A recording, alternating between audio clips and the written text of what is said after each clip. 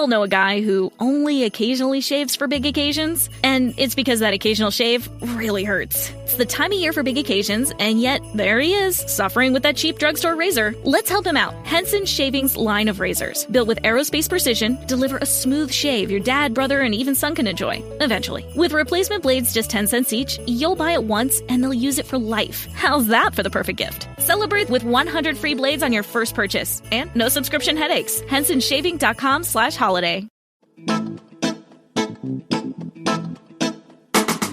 Hello and welcome to History for Weirdos. We're your hosts, Andrew and Stephanie. And each week, we're going to take you on a journey into the strange, obscure, and relentlessly entertaining corners of human history. Now listen up, friends, because it's about to get weird.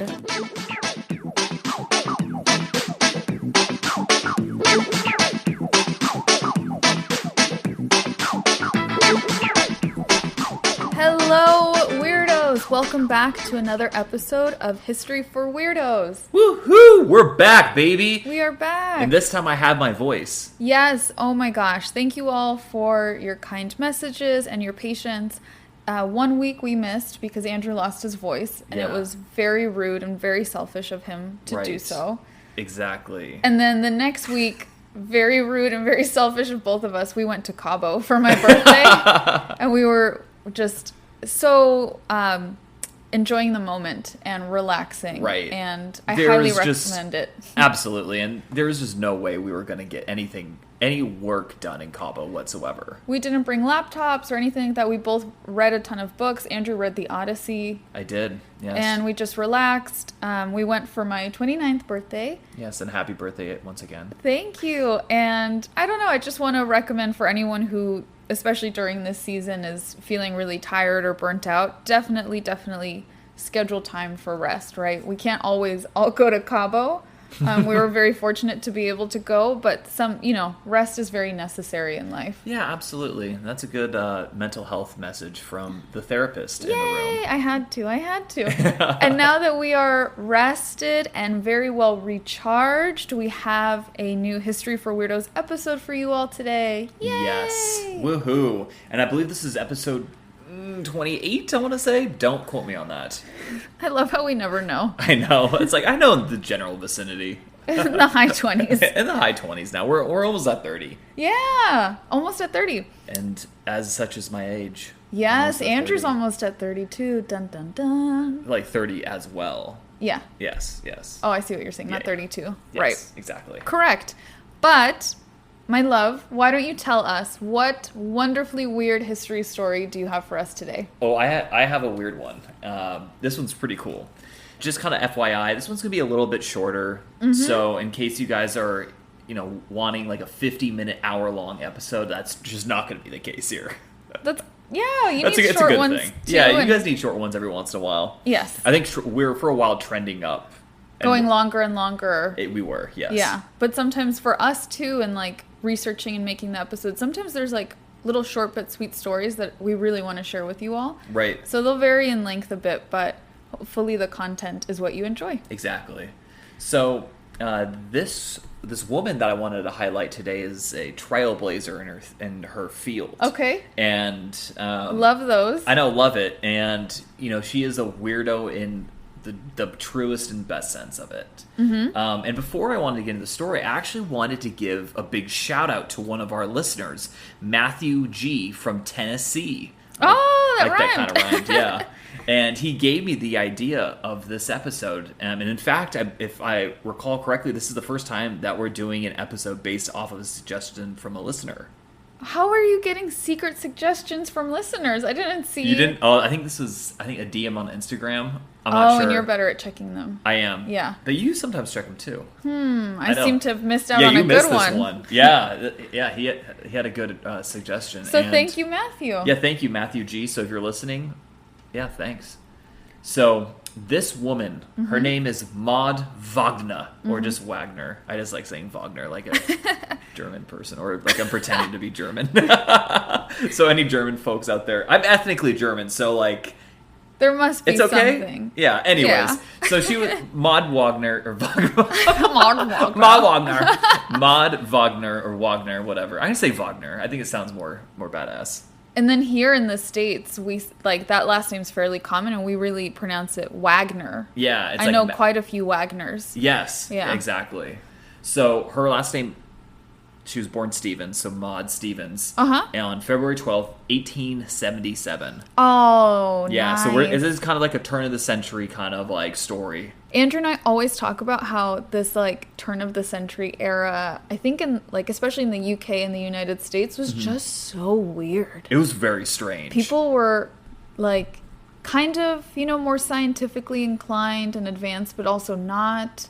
Right. And I don't know, they thought they were really smart, so they did weird things sometimes. Yeah, like there were some really amazing inventions and just leaps in technology. But there was just also things that were like, oh, you're just peddling some pseudoscience right now. You know what it is? The word that I would use to describe this era is quirky. Quirky. I love that. Quirky, or perhaps even whimsical. Oh, whimsical? Yeah, whimsical Wagner. Oh, whimsical Wagner, yeah.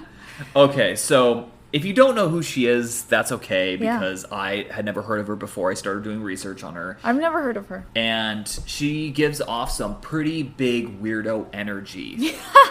And any guesses on who she is? Maud Wagner. That's who no, but like what she's known for. No, what she's known for. Oh, let's see. Is she a circus person? Actually, yes. What?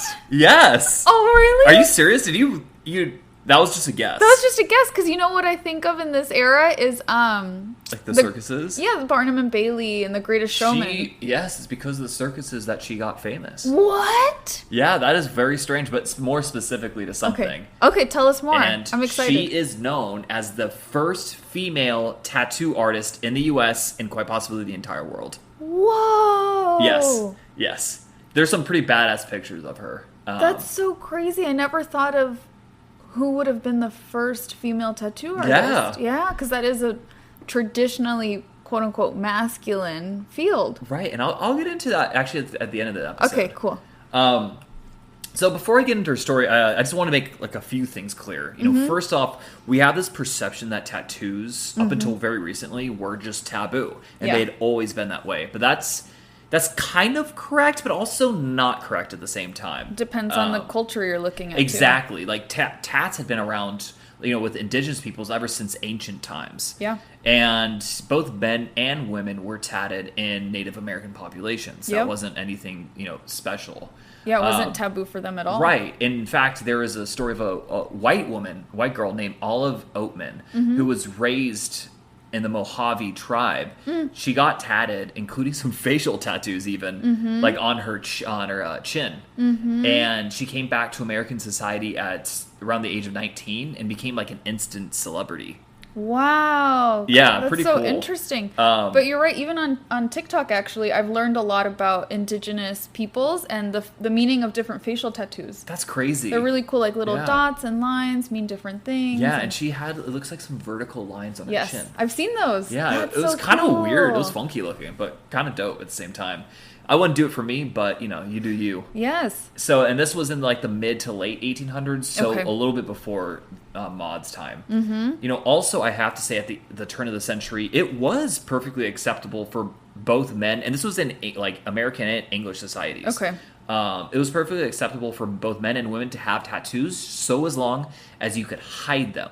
That's why, that's conservative dress, at that time really did hide tattoos. And it was totally normal to have like some that were like, maybe like a shoulder tattoo or something. That's or like so weird. Or a little tattoo here, like on your upper arm. I would have thought it would have been very unacceptable. Yeah. And all over. In fact, one of my favorite like historical pieces of knowledge is there are pictures of Tsar Nicholas II of Russia looking like a straight up thug. Like he is tatted. Yeah. And he was a literal emperor. A literal emperor. What? Yes. Is he in like a tank top or something? Yeah. What? Dude, he looks pretty he has like this badass mustache. He's tatted. Oh, I have to look that up. Yeah, he looks like a hipster. Like yes, that's from exactly Silver how I'm Lake. picturing. Yeah. Not like Emperor of Russia. Wow. I mean, they're very similar vibes. You kind of are, actually. Yeah. Similar aesthetics. Yeah, similar aesthetic, definitely. So anyways, enough about like Silver Lake and hipsters. Let's get back to Maud. Also, by the way, listeners, Silver Lake is a place in Los Angeles that is just known as a hipster territory. Yeah, it's a cool, really cute neighborhood here. Yeah, I actually do like it a lot. Anyways, not a lot is known about Maud's early life. I tried to do a lot. I did a lot of like sleuthing, couldn't find anything. So we just know that she made her living as an aerialist, acrobat, and contortionist. And it was at the 1904 World's Fair in St. Louis where everything changed. Okay. Bum, bum, bum. Well, she actually just met a man. His name was Gus Wagner. Oh, okay. And he was actually pretty famous in his own right. He was known as the tattooed globetrotter. He even claimed to be the most artistically marked up man in America. Oh, so there were unartistically marked up men. But he was in a league of his own. I was going to say something, but yeah, I wonder if hopefully he wasn't talking about, like Native Americans or... Yeah. Ugh. What do you mean? No, just like thinking that they were not artistically marked up. I'm sure he didn't even know about their culture, to be maybe honest. not. Yeah, that's true too. I doubt it. Yeah. And it was interesting. I did do a little bit of research into him. I'm not going to go into him too much just because he's like ancillary focus of this. It's really more on Maud. Yeah. But I know he did extensive traveling, and he learned how to do tattooing from like very obscure places. That's so just because he did do a lot of world traveling. And so, and he met Maud, and in order to there's two conflicting stories. Okay. Like one, but the more generally accepted story is that in order to win a date with her, Gus had to teach her how to tattoo. That's what she required. Yeah, that's what she required. Nice. I like that. And then he even did some work on her, like giving her, I think, her first tattoos. Wow. That's like low-key very romantic. A little bit, yeah. I like that. And it was kind of cool because the method he used is sometimes called the hokey pokey method. I'm not even joking. And it's pretty, like, even at that time was like considered old school. Really? Because, like, oh my god! In the 1890s, a tattoo machine had already been made, like an electric one. I don't even know, like the similar to the ones they use today. Yeah, but like 1890s, like yeah, and so yeah, and all you needed was just a needle and ink, and not the tattoo machine. And he became, I think he and Maud became like some of the last people during that era to use that method. So it's a truly manual method then. It's very manual. Yeah, so no it's like electricity. Just your hand going da da da da da da da.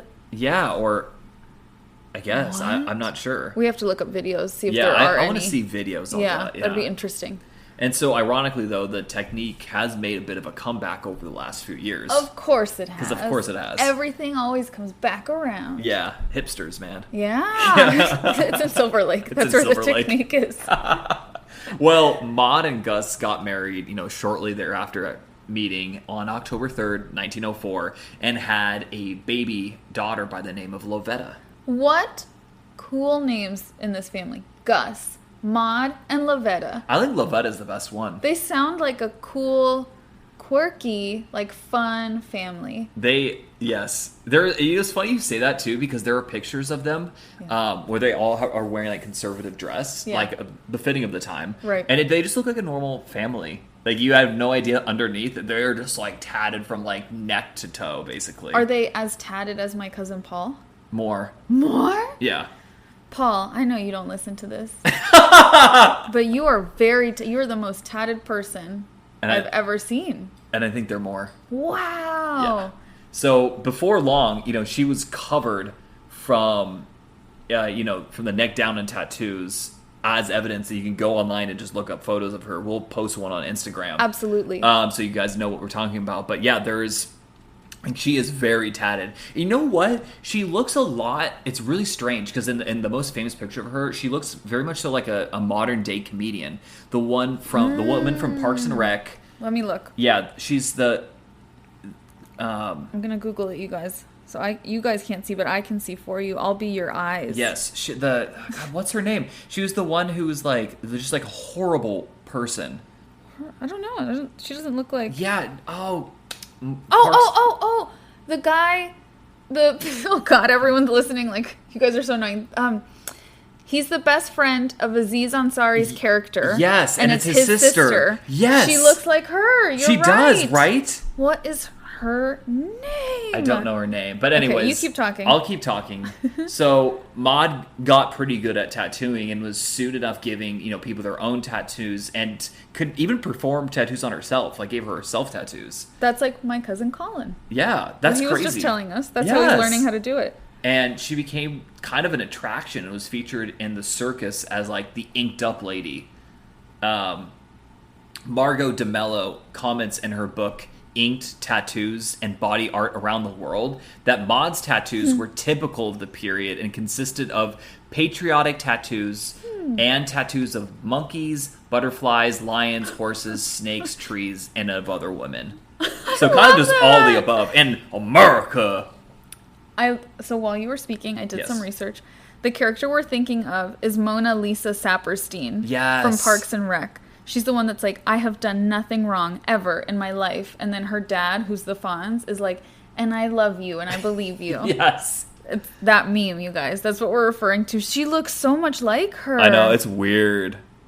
Wow. And this photo that we will share of Maud is nuts looking because she has like the turn of the century, like, very feminine updo with like a flower in her hair. She has a beautiful pearl choker necklace, and then it's just like it looks photoshopped. Right, and she looks like she should be in Silver Lake. Yeah, that is because even tattoos I think are so common now. They're very socially acceptable. I think a woman in today's day and age with this many tattoos would stand out. Yeah, should absolutely stand out. I think. That's what I was thinking too, is like obviously tats are acceptable now and like everything, but that would, yeah, you're right. Like that would be kind of weird. Yeah, you'd be like, oh, she's like a funky lady. Yeah, but this was over 100 years ago. Yeah, that's nuts. So, Maud also reportedly even had her own name tattooed on her left arm as well. And, and obviously like, that's pretty hardcore, right? To tattoo your own name on you. That's pretty. Yeah, that is core. Tattooed women, not surprisingly, were a regular occurrence in circus sideshows, right? And especially with her, a barely clad woman with like her body permanently altered through ink was a pretty big spectacle, to say the least. And because of this, the money, the cha-ching, was apparently pretty good. Really? Yeah. So they earned, around $200 at at their height, like around $200 a week. Wow. Which would equate to around at least $5,600 in today's dollars. That's a lot of money. That's a lot of money. Yeah. Oh my God. That's a week. Yeah. Damn, I should have been in the turn of the century circus. Yeah, not too shabby. And in fact, like their daughter Lovetta would say that they were like making pretty much as much as like a bank president at the time was making. And that was like like the hoity-toity job, I think. Of course. A bank president here. We're here of savings and loan crisis. Here's money. Yachts. Anyways. But they got to, like, be in the freaking circus. Yeah, and not be like, ho, ho, ho, money. Yeah, how cool. I know, right? What an unchartered, unconventional way of living, even for today. Yes. But especially for their time. Especially for their time. That's what I'm thinking, too. So, they continued, I should say, working as tattoo artists and are both pretty much largely credited for bringing tattoos away from the coast and into like kind of like the heartland of America. Oh, I guess it would have been very coastal because of sailors. Yeah, like sailors and stuff. For the U.S., particularly like white American culture, we got tattoos through sailors. Like that was the big thing for whatever reason. My grandpa's a sailor and he's also tatted. That's awesome. Oh my God. But they brought it into like the inner parts of the U.S. where people probably weren't exposed to seeing them at all. Exactly. That's so cool. And then to see such an extreme example of tattoos. Right. That's really cool. Yeah. Yeah, and in fact, I think some of their neighbors would say, like, oh, they're the circus freaks that live next door. Almost like kind of like jovially saying that. Yes. I think within circus culture, like, it's similar to this idea that we have for History for Weirdos. Also, our logo, when I was working with our designer, I discussed making it look kind of like a turn-of-the-century circus. It does. Circus ad. Yeah. So it has little hints of that. You guys can take a look when you see it. And that's similarly to like us calling each other and our lovely listeners weirdos. I think in circus culture, being a quote-unquote freak or being weird, they've saw it as like an empowering thing. Yes. Instead of being like marginalized or looked at strangely, they were like, no, we're proud that we're different. Right, exactly. At least that's one of the narratives that we hear. I don't know for sure. I wasn't there, never been in the circus. I like circuses, but I've never been in one. I like them. I like the snacks. Oh, I love the snacks. I think it's a good time. Yeah. But that's so cool. I know, isn't it? Yeah. Well, also what's cool too is their daughter Lovetta continued their work, but for some reason, and we don't know why, Maud would not tattoo or let Gus tattoo her. So they would not let like Lovetta, like, you know, they would not like tattoo Lovetta. They wouldn't tattoo their kid? Yeah, they would not tattoo their kid. That's so funny because I was going to ask you, was their baby tatted? Like, as a baby, were they tatting the baby? Yeah, like tatted like a 3-year-old. But they refused to tattoo her. And get this, she never received any tattoos because, in her words, if Papa couldn't do them like he had done Maud's, then nobody would. Whoa. So she was a tattoo artist that was never tatted. What? Yeah, isn't that crazy? That in itself is like almost like a weirdo story. Wow, she like... But yeah. She was like counterculture to her parents' counterculture. Yes. That's so like a crazy. double whammy. But, you know, Maud and back to like Maud and Gus, like they would remain together until Gus's death in 1941 when, get this, he was killed by being struck by lightning. No. Yes, you can't make this up. Their life is like a weird like Amazon series. Yeah, and then we don't know really much of Maud for the next 20 years, but then she dies like 2 decades later at the age of like 83. He got struck by lightning? He got struck by lightning. What are the odds of that? Well, according to my calculation, I'm just kidding. Hey Google, what are the odds of being struck by lightning? Okay, listeners. On the website cdc.gov, they say, but the odds of being struck by lightning in a given year are only around 1 in 500,000. 1 in 500,000, listeners. Wow, and he didn't just get struck, right? Like, you might get, like, your arm struck or, I don't know, like, get really poorly injured. He died. 1 in 500,000 is still, like, much more common than I thought. That is still way, unfortunately, more common than I thought. 1 in, like 5 million or, like, 50 million or something. I don't know. Weird. Wow. But, you know, and again, I can't stress this enough. I'd say she is a weirdo or was a weirdo. Yeah. In, like, the truest and best sense. Because, like, she definitely paved the way for tattoos becoming more mainstream, and especially for women. Mm-hmm. And it's interesting that, and I'm going to quote something that's from one of the articles that I use for this. All of that is interesting, funny enough, is the name of the source. I'm going to quote them, and they said, not only did she become the first female tattoo artist in the United States, but she also covered her own skin with tattoos, taking ownership of her body in a time when American women couldn't even vote. Oh my God. I just got chills. Yeah, it's pretty cool. I literally just got chills. Wow. Yeah, and interestingly today, American women are slightly more likely to get a tattoo than American men. What? Yeah. How it was crazy. like, I can't remember the exact figures, but it was like 23% versus like 19%. Well, between the two of us, our dear listeners, I am the one with tattoos. Yes, and I am not. And you are not, so that kind of tracks. Thank Maud Wagner. Maud. Excuse me, Wagner. That's so cool. Yes, and, you know, there's probably a few factors that determine the reason why, you know, women get more than men. Yeah. But I think it's safe to assume that Maud had to at least played a very small part in that. What at the very least. Yeah, I mean, a trailblazer, like in the truest sense. Yeah. And you know, oftentimes with like when counterculture becomes mainstream, it's because someone or a group of someone's did like a very extreme version of something that gave people permission to do it a little bit. Yeah, exactly. You know what I mean? So her being super saturated with tattoos and very in that industry allowed, you know, probably a few women to be like, I'm going to get one. I'm going to get a couple. Exactly. That's so cool. I know, right? Well, thank you, Maud. Yeah, and that is the story of Maud Wagner. That was an awesome, really fun, delightful story. Yeah, actually. that's like a fun, I mean, besides getting struck by lightning, no hardships. No hardships, no murders like mine tend to be. I know, seriously. Yeah, so Maud Wagner, whatever, thank you. However you pronounce your name, you know, you do you. So before we close the episode, I just want to give a shout out to my sources. First off, we have the Heroine Collective.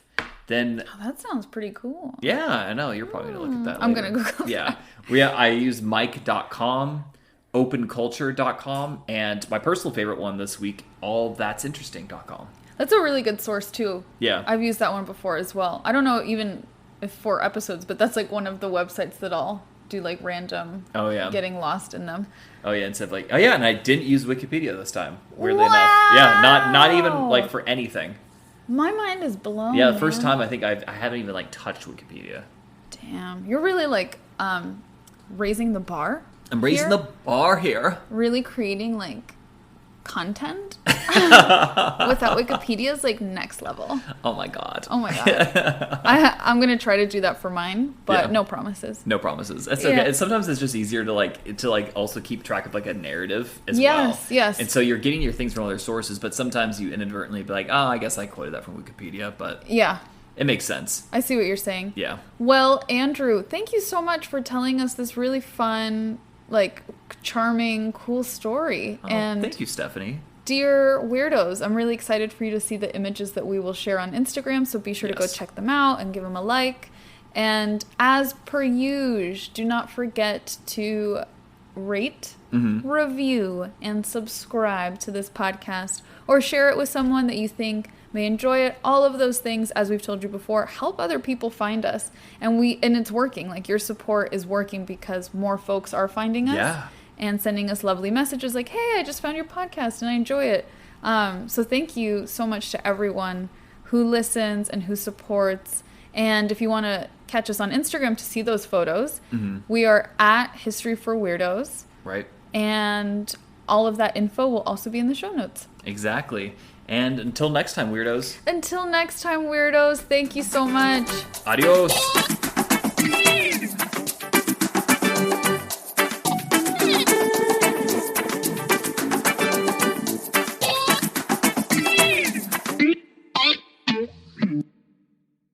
We all know a guy who only occasionally shaves for big occasions, and it's because that occasional shave really hurts. It's the time of year for big occasions, and yet there he is, suffering with that cheap drugstore razor. Let's help him out. Henson Shaving's line of razors, built with aerospace precision, deliver a smooth shave your dad, brother, and even son can enjoy, eventually. With replacement blades just 10 cents each, you'll buy it once, and they'll use it for life. How's that for the perfect gift? Celebrate with 100 free blades on your first purchase, and no subscription headaches. HensonShaving.com/holiday. Las ciberofertas de JCPenney están a solo un clic hasta el martes. Encuentra ahorros en jcp.com y acaba con tu lista de regalos, con miles de ofertas como hasta 60% de descuento en mantas térmicas y decorativas, o ropa de invierno para todos desde $14.99. Consiente a esa persona especial con joyería con diamantes y piedras preciosas Yes Please a solo $19.99. JCPenney, celebraciones que valen la pena. Ofertas válidas en selección de estilos hasta el 28 de noviembre, solo en línea. Aplican exclusiones. Las ciberofertas se excluyen de los cupones. Detalles en jcp.com.